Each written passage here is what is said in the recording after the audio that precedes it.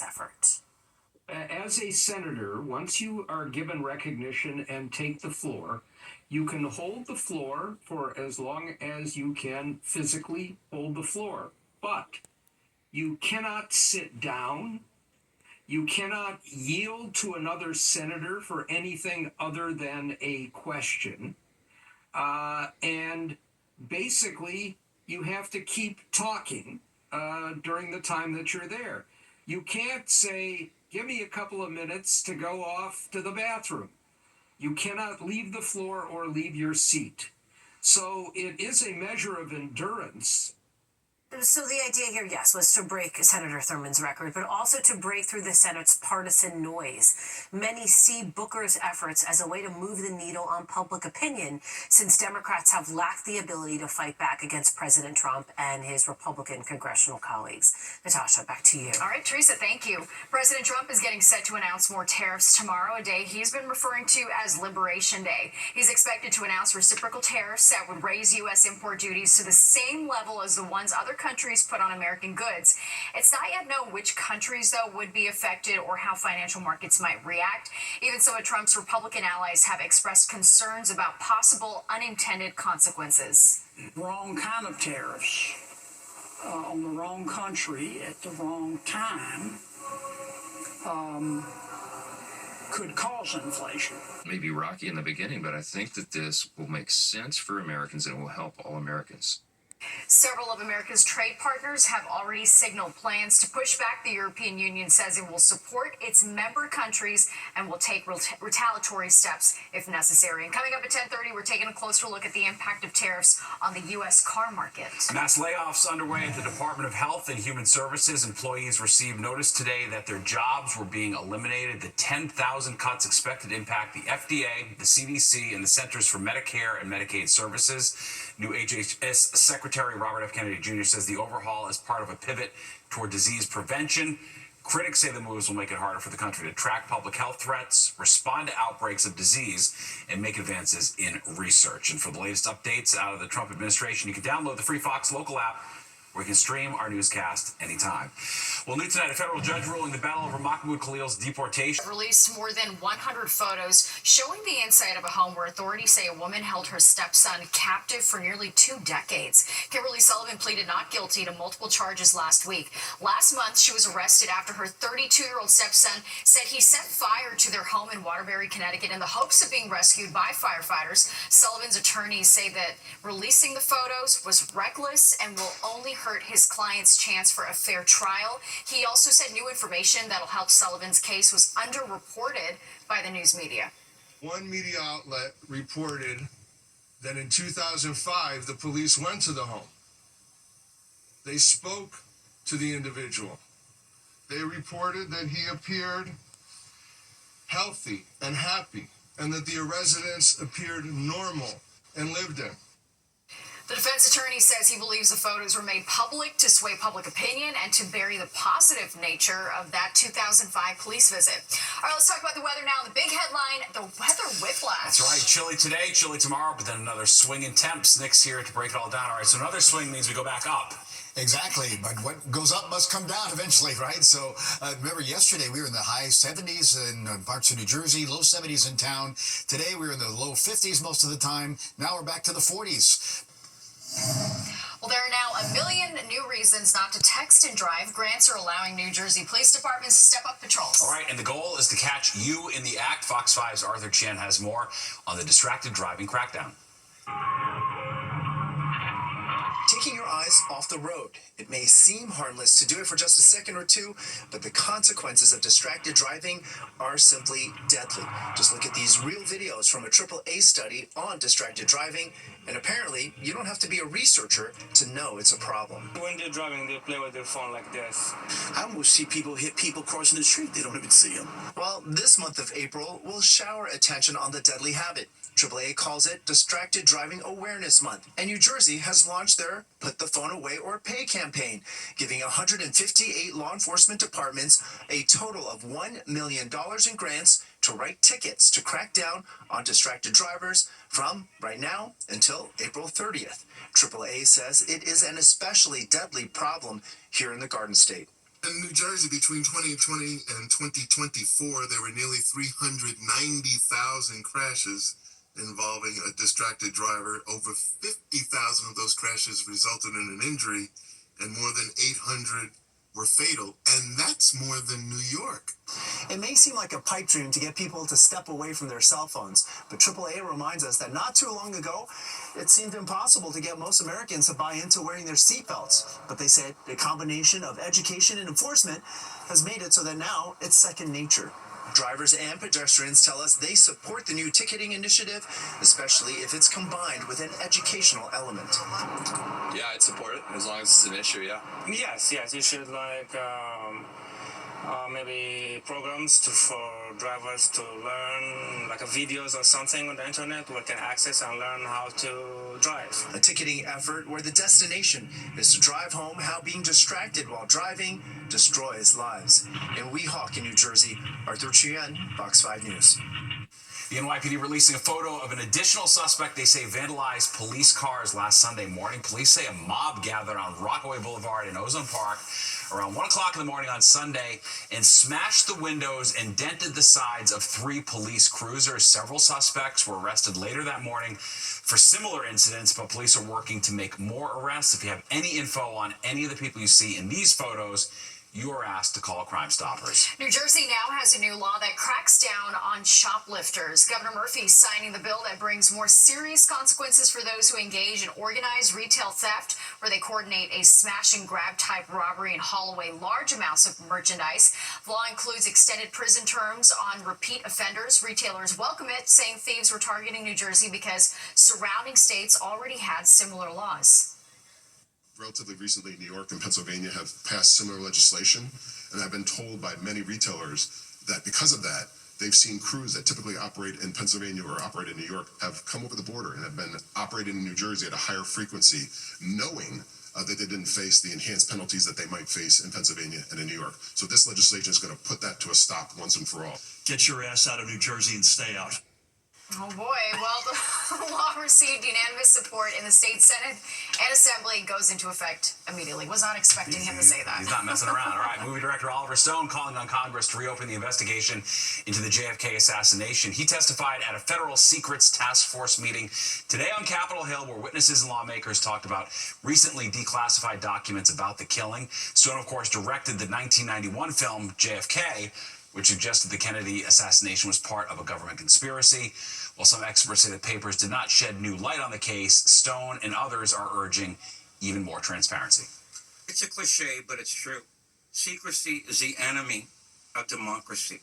An misinformed or uninformed public cannot make good decisions. I ask you in good faith, outside all political considerations, to reinvestigate the assassination of this President Kennedy from the scene of the crime to the courtroom. The last formal investigation of the Kennedy assassination ended in 1978. House Republicans say they hope the newly released files will help solve what they call one of the biggest cold cases in U.S. history. All right, forget OK Boomer. How about OK Millennial? New numbers revealing baby boomers are leading the way when it comes to who's buying homes. And as Fox 5's Linda Schmidt shows us, not only do they make up 42% of home buyers, many of them are paying with cash. Baby boomers have always been a large part of the market. And they are an even bigger part now, according to the National Association of Realtors. Boomers, by the way, are between the ages of 60 and 78. Baby boomers are now the largest generation of homebuyers. In a look back at the past year, the Realtors Association found that baby boomers accounted for 42% of homebuyers, compared to just 29% of millennials, even though millennials make up the largest population in the country. Joe Moshe owns a real estate company on Long Island. We're seeing the older market, yes, absolutely, because they're the ones with the money, with the cash. They're doing so with ease in the home buying market. They're really able to make their next move and put down a stack of cash. I'm not too surprised, no. I mean, given the data and the amount of people that I'm working with. Vincent Caiola is an associate broker in Westchester County. They've built so much equity and purchased their home for $200,000-$300,000 years and years ago.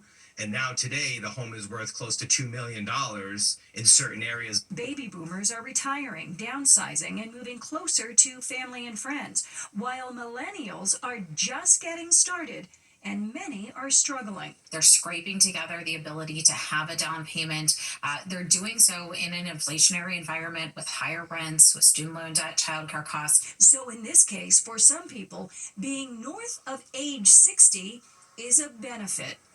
Linda Schmidt, Fox 5 News.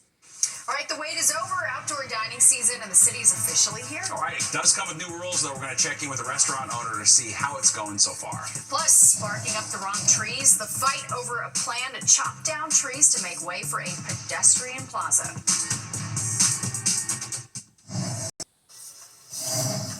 Outdoor dining season is back. As of today, restaurants can once again serve food outside in their sidewalk and roadway sheds. City officials say about 600 roadway and 1,850 sidewalk sheds have been set up, but new rules this year say the structures can't stay up year-round. Between those restrictions, a lengthy approval process, and the cost, the New York City Hospitality Alliance says some restaurant owners are opting out, especially smaller restaurants.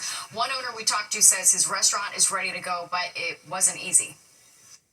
We're not formally approved yet, but the city, because they're so backlogged, said go ahead and set it up if you had one previously. We always had this during the pandemic. So I guess, there's not a lot of clarity on the rules. It is very confusing, but we know we're allowed to serve out here right now. Outdoor dining sheds and seating areas can stay up through November 29th. There's a battle brewing to save dozens of trees from the chopping block. Fox 5's Kendall Green has the back and forth over plans for a new pedestrian plaza in Fort Greene, Brooklyn. This is a tiny little gem of a park. The city's $24 million project to redesign Fort Greene Park in Brooklyn is getting some strong pushback from residents. Fort Greene Park Conservancy, the group behind the project, planned to create a picnic area, install 2 plazas, while making the park more accessible. But nearly 80 trees in this section of the park would have to come down. The trees are a respite from everyday life, from any aggravation that people might have. Georgette Poe, who's grown up right across the street from Fort Greene Park, hoped the plan would have been nixed by now. You take away the trees, you're taking away oxygen from the people who suffer with asthma within the nitrate in the surrounding areas. Those Brooklyn residents opposed to the project are fighting it in court. Their lawsuit claims the tree removal will ruin air quality, deplete canopy shade, and harm wildlife. Why would you cut down 78 mature shade trees at a time with using taxpayer money, at a time when we need increased tree canopy? Now that's their stance, but the executive director of the Fort Greene Conservancy says many of the trees are doing more harm than good, so they should come down. Rosamond Fletcher shares of the 78 trees on the chopping block, 30 are planned for removal based on their condition. Of the remaining 48, half of those are an invasive species she says contribute to erosion of the park, and 11 pose safety hazards since they clog the park's drainage system, causing flooding along the stairways. She argues the project ultimately makes the park more accessible for residents with disabilities. Meanwhile, this group is pushing for a compromise in hopes of preserving what they like most about their park. In Brooklyn, Kendall Green, Fox 5 News. All fans of Wendy Williams coming together to tell her legal guardian to have several seats. These are some of my tickets from her show, and I'm here to support her. I love Wendy, and she looks amazing. And there's Wendy waving at her adoring fans. We'll have the very latest. President Trump expected to announce new tariffs tomorrow as concerns grow over the tax's impact on car prices. You're watching the 10 o'clock news. We are now just hours away from President Trump's so-called Liberation Day, when he's expected to announce a set of new reciprocal tariffs. The big question is, how will those potential tariffs impact U.S. businesses and consumers? Fox 8's Jody Goldberg shows us how a 25% tariff on automobiles and car parts will be felt here at home. Mitch Dank still has 6 months left on the lease of his Volvo, but with the new tariffs Trump is imposing, he signed a new contract early because he says he didn't want to take a chance. We're feeling nervous, feeling like the prices might go up a lot, and we felt like if we could lock in the price now, it would really save us in the long run. But even if you're not looking to buy or lease right now, you still may be affected because most parts used in repairs, even for U.S.-made cars, come from overseas. people will not be able to afford that second car or their new car. Matthew Meng, owner of the Little Garage in Huntington, repairs mostly German cars. He's expecting businesses like his to benefit. They'll want to hold on to their existing car, and the expenses will get higher as the cars age. Now it's estimated about 40% of car parts are sourced from outside the U.S., according to industry experts, who expect to see the average price of cars increase between $5,000 and $15,000. In the long haul, you might see increases in foreign car prices, and American cars will be more competitively priced, and it will hopefully will drive consumers to buy American. Nick Curcio sells a few cars a day. If new cars are less affordable, he expects to move even more used cars. We're hoping that we'll see more volume in customers. A lot of people are switching from new cars to used cars. As for Mitch, I have a deposit on the car, so that the price is locked in, and they've told me that the price isn't going to change. He'll feel a lot less anxious once he gets behind the wheel of his new car. On Long Island, Jody Goldberg, Fox 5 News. President Trump planning another event at the White House tomorrow. He's expected to hold a meeting with aides about a possible sale of TikTok. Saturday's the deadline to sell the Chinese-owned app over security concerns or impose a ban. TikTok is used by 170 million Americans. The original deadline was extended to give the owner time to find a non-Chinese buyer. President Trump has said he might extend the deadline further if there's no buyer or deal by the weekend. Well, now to 3 elections that could prove to be a litmus test for the Trump administration and its policies. All right, up for grabs, the Florida House seats once held by Mike Waltz and Matt Gaetz in control of the Wisconsin Supreme Court. Fox 5 Sharon Crowley live in the newsroom. And Sharon, was a tale of 2 states tonight. Yeah, it certainly was. The Democratic-backed candidate for Wisconsin Supreme Court defeated a challenger who was endorsed by President Trump and billionaire Elon Musk. And in Florida, Republicans did well. Jimmy Patronis and Randy Fine win, holding on to 2 congressional seats vacated by Trump cabinet nominees. And that win, of course, bolsters Republicans' margin of 220 to 213 in the House of Representatives. Now, Patronis will fill the Northwest Florida 1st District seat vacated by former Representative Matt Gaetz, who was chosen by Trump to be his attorney general and later withdrew his nomination. Fine won Florida's 6th District, taking Mike Waltz's seat, who's now National Security Advisor. President Trump taking a victory lap on social media tonight, but Democrats did gain ground, shrinking the Republicans' margin of victory compared to November. And many eyes have been on these races, seeing them as a referendum on President Trump's leadership. What's important here is that any election in this period is extraordinarily important for 2 reasons. One is the Republican margin in the House of Representatives is very narrow. So any additional Republicans that get elected means that Speaker Johnson has a more comfortable majority in which to push through the Republican agenda. So this has national implications. And now the Speaker will have 2 more Republican votes to back up his moves in the House.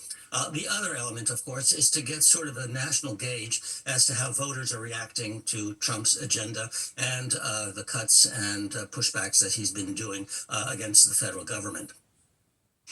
And now back to Wisconsin. Liberals will maintain, as we said, control of the state Supreme Court there. The race broke records for spending, with Elon Musk personally donating millions. The win for the Democratic-backed candidate means a victory for abortion rights groups, and that is an issue that is coming before the state Supreme Court there. These races in Wisconsin and Florida giving mixed results, but expect political analysts to dig deep into what happened and who voted for who and why, hoping to reveal what the future holds for election outcomes in the midterms. Steve? Very well. All right, thanks, Sharon. New tonight, police want to talk to the person in this video after a 61-year-old man was pushed onto the subway tracks in Brooklyn. It happened Saturday night at the D-Train platform at the Atlantic Ave station. Police say the victim and the suspect got into a verbal dispute, and that's when the victim was pushed onto the tracks. The suspect fled the station. Bystanders helped the victim get back onto the platform.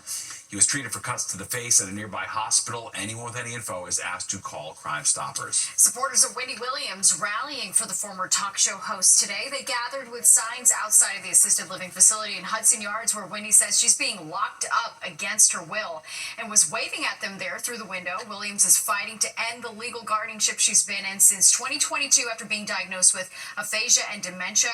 Former staff members of her show were among the crowd. I talk to her every day. She sounds fantastic. She's up there fighting for her life, trying to get her life back, and she's staying positive and she's staying strong. I worked at Wendy for the last couple of seasons, and I just had to be here to support her. Last month, Williams passed an independent cognitive test. Her court-appointed guardian told People magazine that Wendy was scheduled to have further medical testing done on March 21st, but she declined. Well, AI is, of course, a game changer. There is no doubt about that. But tonight, the debate is heating up over whether a new tool is mimicking the work of copyrighted works. All right, plus metal braces are having a moment, believe it or not, the reason behind the Renaissance.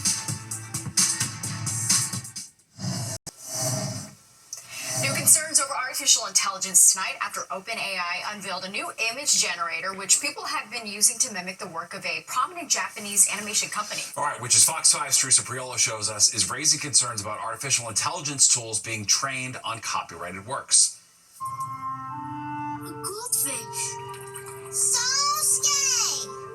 Ponyo! The images are warm, soft, and always colorful. A type of anime that takes weeks to months to complete a 1-minute frame. That is, unless you use artificial intelligence. And that right there could be the problem. Why can't the humans in the forest live together? Studio Ghibli images are being put through OpenAI's program ChatGPT, where users can make their own Ghibli images. Instead of weeks, it takes minutes. No hand drawing by famed animator Hayao Miyazaki or painstaking storyboards. But I swear, I am going to be the one to prove it. The trend has been sweeping across social media, with the Prime Minister of India even uploading his images. We even gave it a try. Within about a minute, this one picture was turned into a Ghibli. But does this amount to copyright infringement? That's up for debate. It's no different than if I was to create my own animation using the Ghibli style without consent of Ghibli Studios or involvement with Ghibli Studios. Mid-March, a federal court in D.C. ruled that a work of art generated by AI without human input can't be copyrighted under U.S. law. It remains to be seen if the AI Ghibli images would qualify as not having human input. There's a lot in our society that's kind of based on, or the concept was the original kernel of an idea that somebody had. So a style, a piece of music, a visual work of art that somebody took and made a variation on, and that becomes an original piece of art in and itself. So far, there's no indication that G-Kids or Miyazaki plan to sue ChatGPT parent company OpenAI to prevent the spread of these kinds of images. Teresa Priolo, Fox 5 News. Well, if you're looking to straighten your pearly whites, it seems invisible is not it. That's right. Instead, more people are opting for old-fashioned metal braces, and the reason why may surprise you. They say everything old is new again, and when it comes to braces, it's actually true. Yeah, apparently not clear braces, but metal ones have become quite the status symbol for those looking to straighten their teeth. Fox 5's Kendall Green takes a closer look. Baruz and his mom got the news during a dentist appointment about 2 years ago that his smile was bound for a change. I was surprised, and then the doctor said, "You're getting braces." And Baruz wasn't the first in his family that needed braces. His mom tells us his older sister was in the same boat, and she tried Invisalign, but maintaining the schedule, putting them in, pulling them out, wasn't that easy. Sometimes eat, forget, that's why it didn't work, but we paid too much money. It doesn't work for us. So this time around, they left that option off the table. It turns out he's a part of a wave of those embracing traditional metal braces.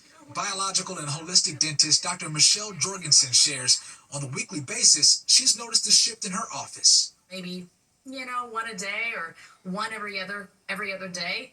But now we're seeing maybe 50% or more are saying, no, actually, I want the old metal kind. She adds, metal braces are making a comeback for purposes beyond aesthetics. This is kind of emerging research showing that there is an increase in microplastics in the body when you're wearing plastic braces all day long every day. Not only that, but people don't necessarily love the idea of all of the plastic getting into our environment. Baruz was relieved. He wasn't alone. In fact, half of my class, I see them, yeah. Like they almost have braces, yeah, half of them. And time, for half of his class, is ticking toward those perfect smiles they've invested in. Baruza's mom, just glad they're much closer. Very good. And doctor said 1 more year that we have to pay, we're gonna pay. And so you get the best bang for your buck this way. Yes. First 3 days, it's gonna hurt, and then you're gonna get comfortable. It's like not gonna be there anymore. So you're gonna get used to it. Kendall Green, Fox 5 News. Yeah, that was a surprise. I was not aware of this trend until our afternoon meeting today. Oh my God, I would have been like the most popular kid growing up. So you had the real old school braces. I had the old school bracelets, the brackets that were different colors with the rubber bands. My mom was so mad at me. She was like, you can't have different colors. Because they're too expensive, don't mess them up, Yeah. I was spared that whole ordeal, thankfully. My mom's very proud of that I didn't need braces. Oh, you didn't need braces? No. Oh, I needed braces, but now my teeth are straight, Nick. It was worth it. Yes, well, I'm with you, Natasha. I had the whole kabang, right? It was like a construction zone. I even had the night brace, right, that had to go around the back of the neck. And, oh my God. And then the wire would pop and it would get into your gum and be like, oh, forget it. So I'm glad those days are over. All right, well, let's talk about... Well, it's got to be one of the most storied buildings in New York, literally. Fox 5's Richard Jacobs takes us to the oldest independent bookstore in the city. Walk down the street here in the heart of New York City in Midtown and you'd almost miss it. That's a bookstore, but this is just not your average bookstore. This is the oldest bookstore in all of New York City. In fact, this year, it turns 100, and we're going to show you inside. The year was 1925. F. Scott Fitzgerald published The Great Gatsby, and Calvin Coolidge was serving his second year as president. And on 59th Street, across from Bloomingdale's, a little-known bookstore was born. Let's climb aboard this old-fashioned elevator equipped with its own operator. So this is special. Wow. And explore the hidden treasures stored on the endless shelves of the Argosy bookstore in Midtown. This is the photograph department. That's where our tour begins, in this gallery on the top floor, beyond the books, where co-owner Adina Cohen shows us the famous letters signed by Civil War heroes, and the photographs with signatures penned by legendary icons like Liza Minnelli. There's even a check signed by Clark Gable, all for sale. And this is just a piece of a tightly bound maze of history. It's a fantastic early edition. Yes, it is. Adina, along with sister Judith Lowry and nephew Ben, are continuing the next chapter in this bookstore journey. Argosy was passed down to Judith and Adina by their father, who worked in a bookstore in high school as an after-school job. His dream was to open one of his own. So he did, back in 1925. And 100 years later, it's still relevant. Why? The relevant people find us and keep us going. People like Bill, who's been browsing at Argosy since he was a kid. It's the same, it doesn't change. Despite new offers coming in almost daily to buy this piece of storied history, son Ben says the answer is always no thank you. Cold calls and people coming in and offers, some very good offers. It's really not on the table. It's, I have 2 kids and someday hopefully they'll join the fold. As for those actual recycled books, some priceless first editions that are locked away, many of them are brought in or donated to Argosy. The man in charge of restoration, Richard Rosenblatt, another employee who's been in charge of rebinding and repainting hundreds of books a day for nearly 4 decades. Here it is. Very lightly, I'm going to go into these areas, right, that are scuffed. Richard treats every book with TLC, even the weathered bindings that are exempt from restoration, because they're just too delicate to handle. But for those who want to experience the gift of Argosy, go in and get lost. Dive deep into some of the most prominent works. Look for the rarest signatures, and appreciate a part of history that's still here in Manhattan. If you have an intellectual life, it can carry you through your older years. Like a ship saving you from drowning. Oh, and if you're wondering why Mr. Cohen chose the name Argosy, well, we'll go back in time again, when choosing the letter A would put the store at the top of the phone book directory. And you can find those here, too. In Midtown, Richard Giacobas, Fox 5 News. So much history packed in there. Amazing. Wow. Yeah, great to see. All right, forget candy and chips. There's a new kind of vending machine. All right, and this one takes the cake by serving up slices to satisfy your cravings.